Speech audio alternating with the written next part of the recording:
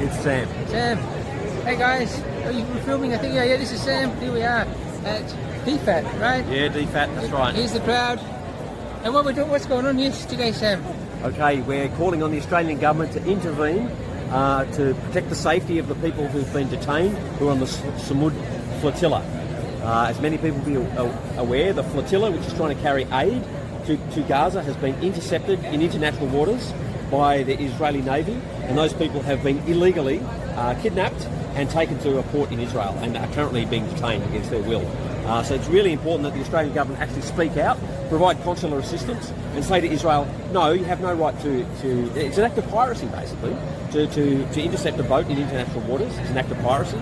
And furthermore, the vessels were not going to Israeli waters, they were going to Palestinian waters. They were going to Gaza. So the Israeli Navy had no business going anywhere near them, and it's time for the Australian government to actually speak out on the right side of justice, of history and international law. Yeah, absolutely. They proved the point, didn't they, that you can't get baby milk to Gaza, can you? Exactly right, exactly right. And I heard, some of the politicians saying, they shouldn't be doing this. This could jeopardise Donald Trump's so-called peace plan.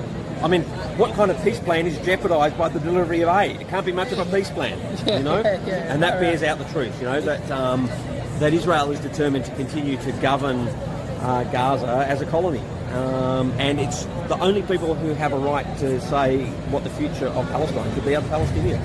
Not you, not me, and certainly not Donald Trump or Benjamin Netanyahu.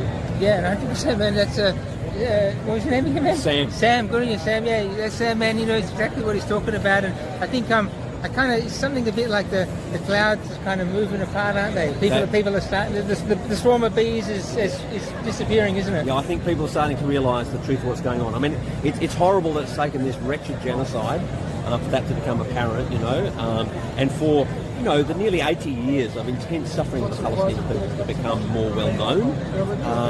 77-year refugee camps. Exactly right, exactly right. And of course, it even started before that. A lot of people don't realise there was a thing known as the Arab Revolt before the Second World War. Yeah, 1936 to 1939. Exactly right. 5,000 Palestinian leaders killed. That's right. And the British used all their expert counterinsurgency and torture people from Ireland and India to inflict their trade on the Palestinians. So only to have it to find themselves in conflict with the Zionists a few years later. Exactly right. King David Hotel. Yeah, that's right. No, I mean the misuse of the word terrorism is so mind-boggling. When we've reached a point in the Western media where anyone who resists the West by force of arms is labelled a terrorist.